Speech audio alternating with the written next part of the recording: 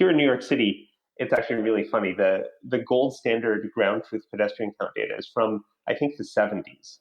And they actually did aerial flyovers. They had a plane, aerial flyovers is a bit of a redundancy, but they had a plane fly over the middle of Manhattan one day, one nice cloudless day, with a camera pointing down. And then they had graduate students with clickers count every dot. Every dot that was on the sidewalk was a pedestrian. And that's how New York City decided how wide the sidewalk should be in Midtown to this day. Welcome to another episode of the Mapscaping podcast. My name is Daniel, and this is a podcast for the geospatial community. Today on the show, I'm talking to Jacob Baskin, and he is the CTO of a company called Chord, and Chord is working to map features that exist on and around curbsides. So initially, this might not sound like the most interesting geospatial problem to solve, but I think as we get into the interview and you start to think about all the different challenges around doing this in an urban environment, I think you'll find it interesting, and I think that you'll agree that this is a problem worth solving and that it's a difficult challenge. Just before we get into the interview, I would like to remind you that this podcast is sponsored by Hive Mapper. That's Hive as in Beehive Mapper. And this is the company that lets you upload video footage from a variety of different platforms to the cloud, and they automatically attempt to turn that video footage, that raw video data, into 3D geospatial layers. Okay, on with the interview. Hi, Jacob. Welcome to the podcast. Now, you are the CTO of a company called Chord, and you're doing something really interesting in the mapping space, in the urban environment. But before we dive into that, can you tell me a little bit about what was your journey? How did you get involved in mapping? Sure. Thanks, Daniel. It's good to talk to you. I'm a computer scientist by training. I've always worked in software my whole career, but I started in online advertising, which is super interesting in very different ways than what we do at Chord, and in very different ways than mapping in general. Dealing with very large data sets, things happening very quickly. But I've always been interested in transportation in particular, just in my life. And so when I got the opportunity to, work on this really interesting problem that I'm excited to get into with you, I thought it was something I had to jump at, even though I had no real professional experience with mapping before. So I really had to teach myself when I started at Chord, and when we put the company together, which has been a lot of fun. But that's really my experience at Chord and my experience with mapping are one and the same. Sounds good. A good way to get into it. This is the very hands-on approach that we often see with entrepreneurs. Okay, so we mentioned Chord a couple of times now. Can you tell me a little bit about the company? What is Chord, and what problems are you solving? Sure. So we're a company that's trying to help cities, as well as people who live and work in cities, understand the curb. So that space, at the very edge of the road, which is funny as a place because it's not really a place that exists. You're always either on one side or the other. You can never be really right there. But it's for a place that doesn't exist, it's very important because cities love to regulate it. It's very valuable space because if you want to pick someone up or drop someone off, if you want to drop off a package, if you want to park your car often, this is a place that you use to do those things. And so there's a lot of people contesting the space, a lot of people who want to use it for different purposes. Also, people use it for bike lanes, for bus lanes, all of this kind of stuff. And what we found when we looked into this area is that cities often don't even have a map of the way that their curb is regulated today. So we start at the very beginning with collecting data and trying to model and understand how the curb gets used right now, and then go from there to build tools to help, first of all, people who use the curb understand what the rules are to make sure that they can, abide by them and, not get parking tickets, and then also help cities figure out how they can change the way they use the curb to make the space more productive and more useful for everyone who's there. Okay, so firstly, this is really interesting. The idea of mapping something that doesn't really exist, that doesn't really have a place. You're either on one side or the other side of it. So that's interesting itself. The other thing is when you said that cities often don't have a map of this area. So what have they been using? How has it been working until now? So this is one of these interesting things where usually if you want to know what the law is, you can get a book and you read in the book and it says, oh, I can't walk outside with a chimpanzee on my shoulder on a Thursday or whatever it happens to be. But on the curb, the law is what the signs say.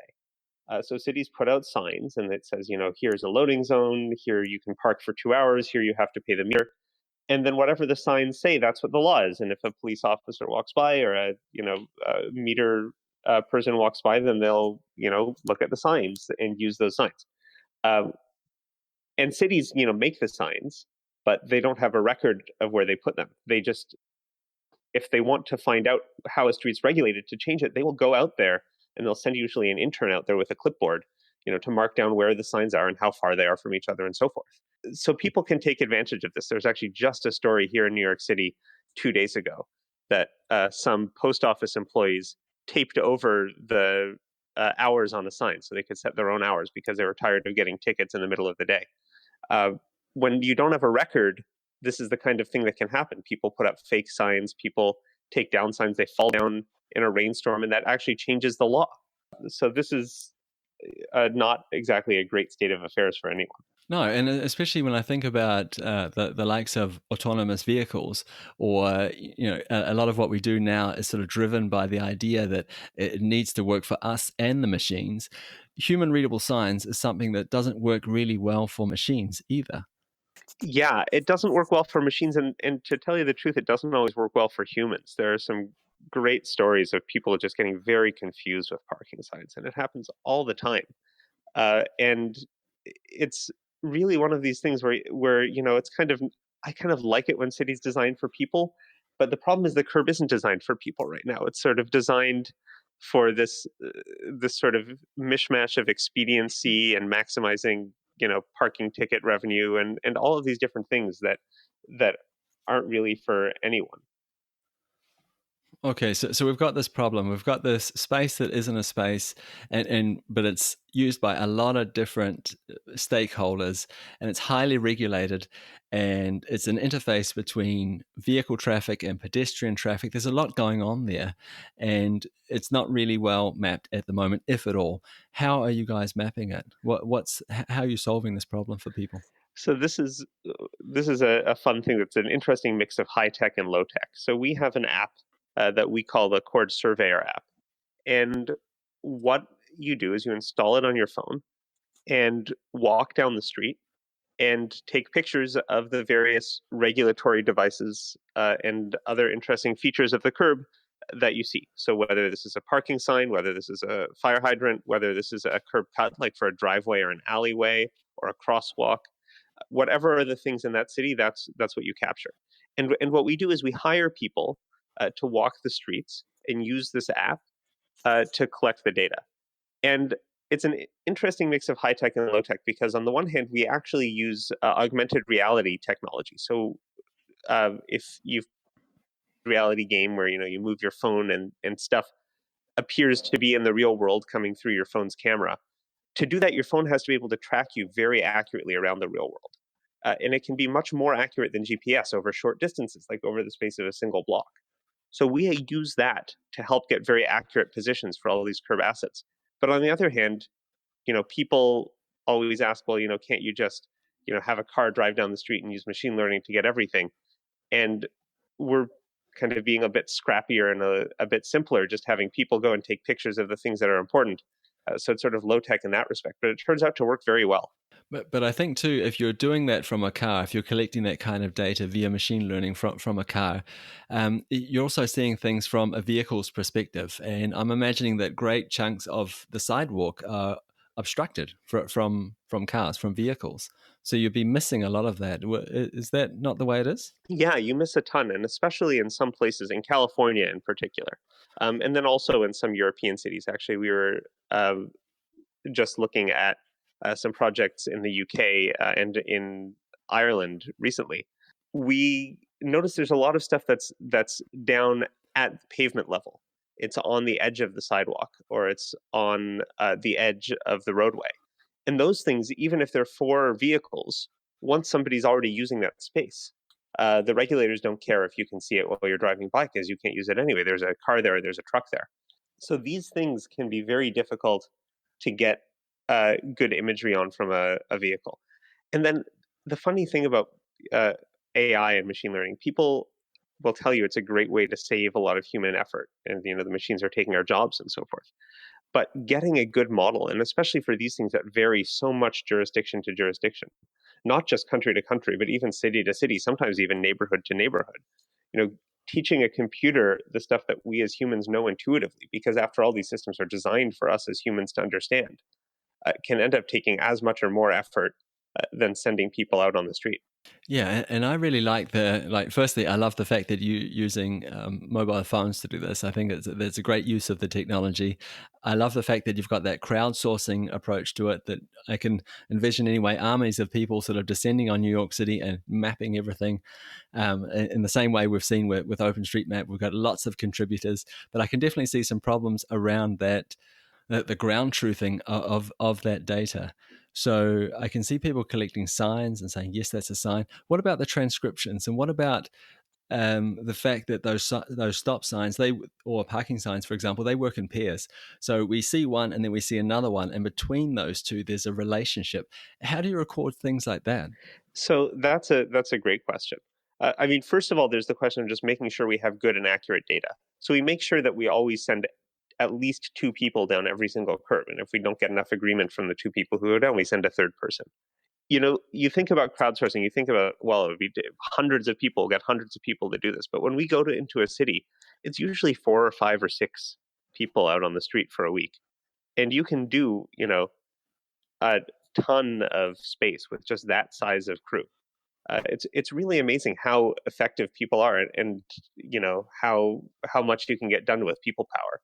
So that means that we can get really good data just by getting high coverage and high quality of coverage from these groups of people. But then, yeah, understanding, you know not just having a picture of the thing, but actually understanding it is really interesting. So first, for transcribing, we're still people powered. This is another interesting thing, because there's a ton of off the shelf, optical character recognition, OCR, machine learning models. And we tried throwing them at this problem. And they don't do great. This is something that we're really exploring, and we're really interested to explore in the future. But right now we actually use humans for this as well. We actually send the pictures to Mechanical Turk and have people transcribe them. And people do a very good job. People do a great job with occlusions, which is something that's very difficult. So if you've got a tree branch in front of part of the sign, maybe there's graffiti over part of the sign, or someone put a sticker. These things get vandalized a ton. And people are very good at reading around that and understanding, the meaning in the context of what can be a very ambiguous scene. That is actually really interesting, because I would assume that that street signs were almost made, like not made for machines, obviously, because they're human readable. They were designed for us first, but I would have thought they would be so standardized that it would be easy to create a model. This is what a stop sign looks like. This is what a give way sign looks like. So they're really much less standardized than you'd hope. So traffic control signs, things that control the vehicle when it's moving, are much more standardized. And then here in the US, there's a thing called MUTCD, the Manual of Uniform Traffic Control Devices, that has pictures of all the signs, and it's very, very detailed, like down to the millimeter of how big that arrow has to be and how big the border has to be and all of that stuff. And they do have standardized parking signs, but they only control a tiny percentage of the stuff that you see in cities, because every city has their own problems and every city has their own special ways of dealing with this. And nobody at the national level, or much less the international level, has really determined, a great symbology that can encompass all of these different things, which means that every city ends up building their own. And these are also designed, if you look at stuff like how the text is presented, it's often very broken up into zones. We're going to have this top left zone, we're going to have this top right zone, we're going to have this big number in the corner, and it's designed so that you can get the most important thing right away. But then when we're doing the job that we're doing of trying to understand the rules on the curb in total, we have to also get the least important thing, which can often be very difficult to see. And you can have this huge difference in font size and huge difference in prominence between these different features. And that really confuses off-the-shelf OCR algorithms. I just want to take a step back. That we're collecting the data, we're doing it, we're using crowdsourcing, and then we're doing it on mobile phones. So I'm thinking that one of the really important things here is the location of things. Where are these objects relative to the other objects? Because the ultimate goal is to map this. How are you solving for the urban canyon effect when we think about GPS and location? Yeah, that's a great question. And that's, again, why we use this augmented reality technology. So, what we do is we have these people, they stand at the corner, and we know exactly where the corner is. We build, actually, this is interesting too, because another thing that cities don't have is just physically a map of the edge of their pavement for every street, is often something that's hard for cities to get. But we build that map. And so we know when you're standing at a particular corner of 10th Street and 3rd Avenue or whatever it happens to be, you can say, well, here I am at the corner, and you mark that position, which we know exactly where it is. And then your camera and your accelerometer and your gyroscope take over, and we can get a very good relative position from that spot. So even in an urban canyon, we don't have to use GPS. We just use your phone's sensors to understand how you're moving through space. And doing that, we can get a more accurate position for you, even in urban canyons. That's really interesting. So I was expecting when you say that, so we get this accurate positioning, but it would be relative, and then when I get the data out of the system again, I would somehow have to georeference that again against the real world. But that's not what's happening here. Well, I mean, it kind of is, but we're using people power for that too. We have you georeferenced by standing on the appropriate corner. Okay, so I'm georeferencing myself Yeah, or the phone at the start at one position, and then from that you can build a map relative to that position. yeah, which is really a very traditional way of doing things. You see these survey markers embedded in the pavement sometimes. A civil engineer friend of mine pointed one out to me. I hadn't noticed one before then, but now I notice them all the time. And when someone's surveying, a plot of land, they go from that known position. So it's really a very old-fashioned way of doing things. You start from a known position and you go relative to that. But it works. I mean, that's why they've been doing it so long. So I think we've talked a little bit about the problem now and how you're solving it, and we've picked out a few of those important pieces in the process of solving the problem and some of the challenges you have along the way. Can you talk a little bit about who is using this data and what they're using it for? Yeah, so we've really got two main groups of users. On the one hand, we have the cities, who really often want to have this map of their curbs and to help understand how their curbs are regulated. Uh, a lot of cities are doing things like demand responsive pricing, so where the price to park on a given curb goes up or down depending on demand. Cities are also doing a lot of pilots of loading zones or ride-hail pickup and drop-off zones, and they can use this data to set up these pilots much better and much faster than ever before. So that's one big group of users, is we actually sell to the City Department of Transportation or to other city departments so they can use this data. The other group are fleets. So one of our customers is the ride-hail company Lyft, who are big here in the US. They use our data to help plan better pickup and drop off locations for their users. We also have other fleet companies who use it to make sure that when their cars are parked on the curb, maybe you have one of those free floating car share companies, for instance. Companies like this, when their cars are parked on the curb, they really don't want them to get towed because that can be a major expense for them. So they can use this data to make sure that their cars are parked because by their users in places that they don't get towed or they don't get large fines. I mean, having an accurate map like this and being able to push it out, via an API or something, or deliver it to these end users in a digital fashion would definitely take the guesswork out of it for them and make a lot more secure business model. And no one would be standing there, well, that sign was there yesterday, but it's not there today, kind of thing. I completely understand that side of it. You talked a little bit about charging models. So people, or different cities, I should say, charging for parking based on demand. How are they doing that without some sort of measure of the traffic volume or how often these parking spaces are taken? So that's often one of the hardest parts is they need to understand what the demand is. So the easiest way to get this data, if you have paid parking already, is you look at when people pay the meter and you look at these meter transaction rates, and that can work pretty well, but it's never perfect. And the reason why, well, there's two that you can probably guess. One is not everyone feeds the meter. Especially there are some people who have special placards or permits that let them not. Some people, if they're there for only a short amount of time, decide they're going to risk it. And then the other thing is some people pay too much and they leave before their time is up. And then, the space is available, but you don't know it. So there's various different ways of ground truthing that sort of data. Sometimes it really is people walking around and doing a survey. And we've done that kind of surveying too as well, where you're not looking for the assets on the curb, but you're looking for just how many cars are there and are they still there if you come by an hour later. So getting that kind of data is something else that people do manually. Sometimes people embed sensors in the pavement so that they can sense this information, as cars drive. You have a little magnetometer in there, the magnetometer spikes and you get a reading. And so now you know kind of what your true occupancy is of all your parking spaces that way, which, can work, but it's a big upfront expenditure. And we think that that's rarely the most cost-effective way to get that data. Is this data that you work with yourselves? Do you do this kind of analysis, or do you hand over the map that you've made of the curbside and the assets on the curbside, and this kind of analysis is done by a third party? So in this case, perhaps a city. We don't want to tell cities the answer because we know that they have a lot of constraints that we don't fully internalize. And it's their curb, and they should be the ones managing it. But we do handle this data. So in our analytics app, which is the thing that we give cities, it's a desktop or laptop application that they go in and they can really understand and do analysis on their curbs.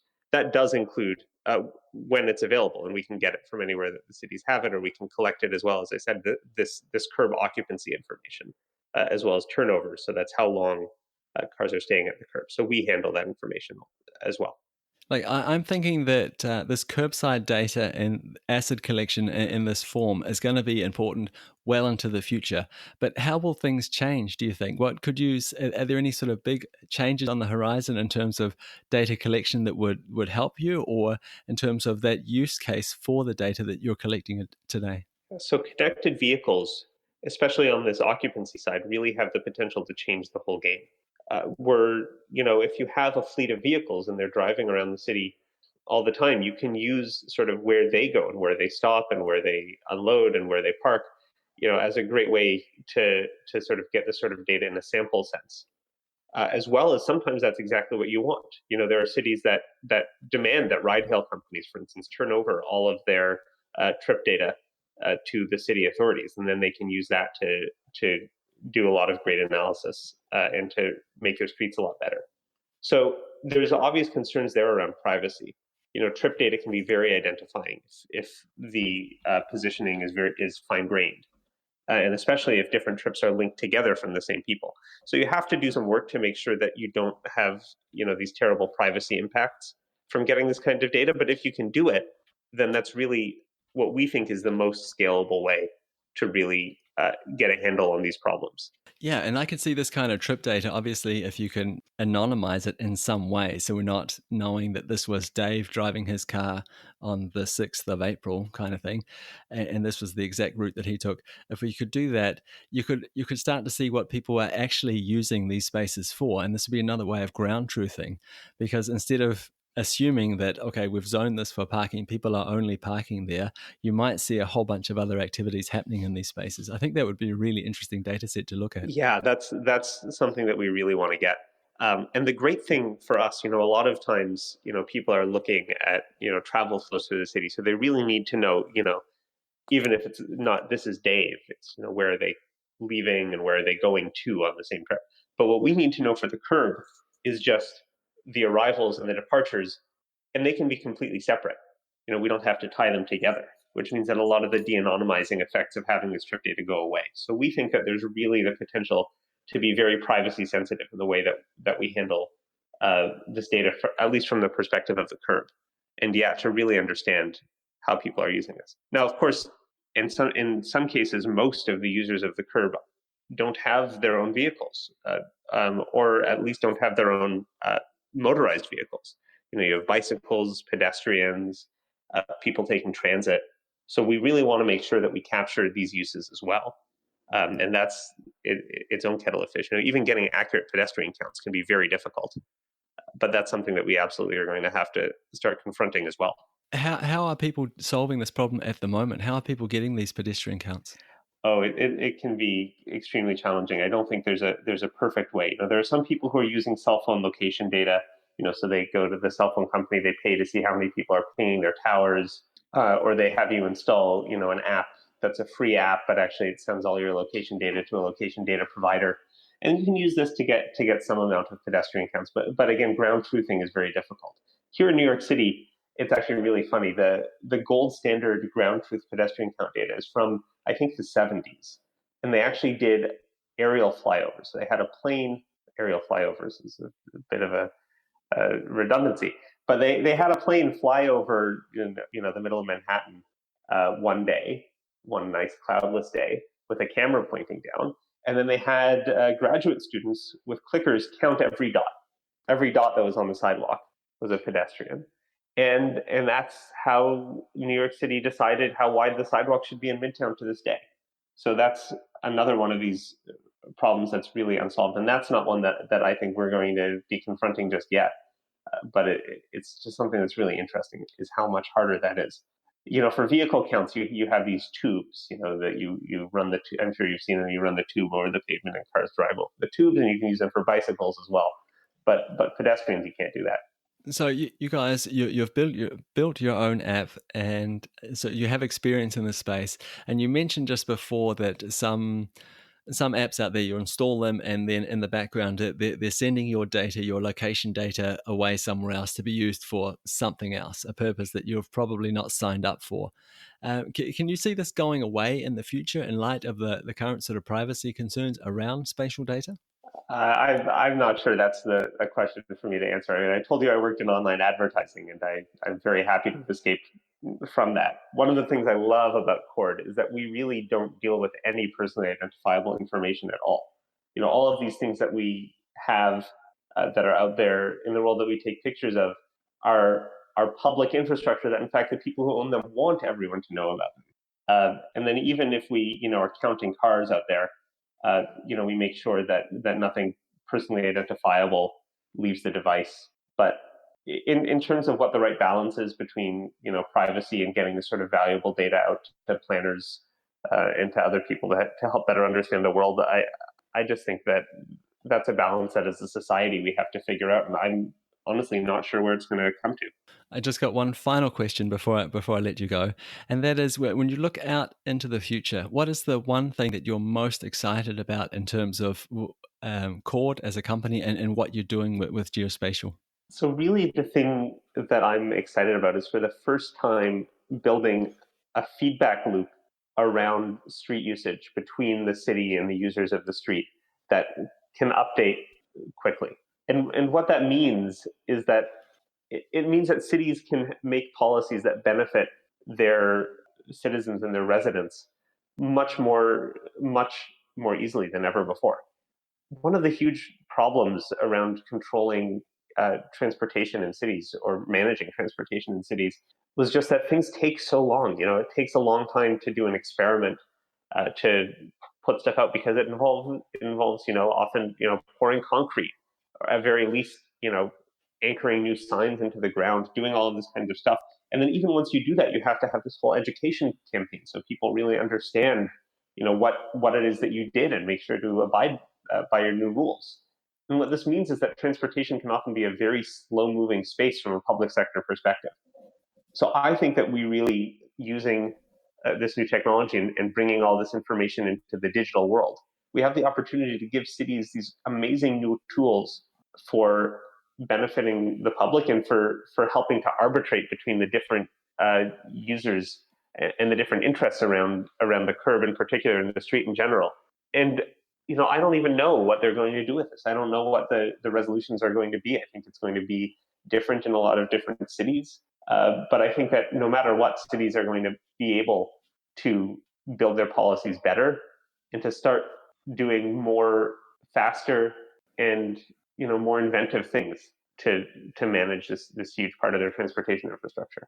I think that's a really, really, really great observation there, that when we experiment with cities, it takes a long time. You mentioned we had to pour concrete, put up signs, change the infrastructure. So there's a huge amount of inertia we have to overcome to get anything done there. But at the same time, we have this very dynamic thing that we're seeking to regulate, transport. It's changing so fast, how we transport ourselves, the different actors involved, and where we do it. So scooters, for example, we're moving away from the road onto the footpath, and we've got all these sort of things that are being mixed together here. So we've got a really fast pace, highly fluid thing here in transportation, and then we have this sort of structural inertia of the physical city limits that are difficult to change. And I think that's a difficult challenge to be presented with, I think. Yeah, very well said. But we love difficult challenges. I always tell my team, if your job weren't hard, then they wouldn't be paying you the big bucks for it. So feel the same way for companies. Yeah. Hey, I really want to thank you for taking the time to do this interview with me. I've really enjoyed it, and I really appreciate your time. Before I let you go, can you just maybe you could tell the listeners where they could go to learn more about you and your company? Sure, you can visit us on the web at cord.com. That's coord.com, and learn all about what we're doing. We're happy to have a chat if you're interested in working with our data. Jacob, thanks again. Much appreciated. Thanks, Dana. All the best. At the start of this podcast episode, I mentioned our sponsor, HiveMapper, and I talked about how it was a platform that lets you upload video footage to the cloud, and they would automatically convert that video footage to geospatial data layers that you could then run analysis on. So I didn't talk very much about the kinds of analysis you can do there. Once it's converted, you can do things like object detection, you can do things like change over time, and you can also create view sheds, and that's really great. But I think what's really cool about this platform is that I don't need anything else. I just need that video footage, upload it, and then the data that I need to do these kinds of analysis is either derived from the data I uploaded or is available for me on the platform, and I think that is really, really cool. And that's it for another episode of the Mapscaping podcast. My name is Daniel, and I just want to say that I am so grateful to all the people that are sharing this podcast with their friends. It's really helping to grow the community, and it's helping to spread the word about geospatial. I really, really appreciate it. Thank you. As always, you are more than welcome to reach out to me. If you have any questions or comments about the podcast, I would love to hear them. To do so, you'll find some really useful links in the show notes of this episode. Just click the information button on your podcast app and you'll see a few links there. That's it for me. I'll be back again next week with another geospatial story. We'll talk then. Bye.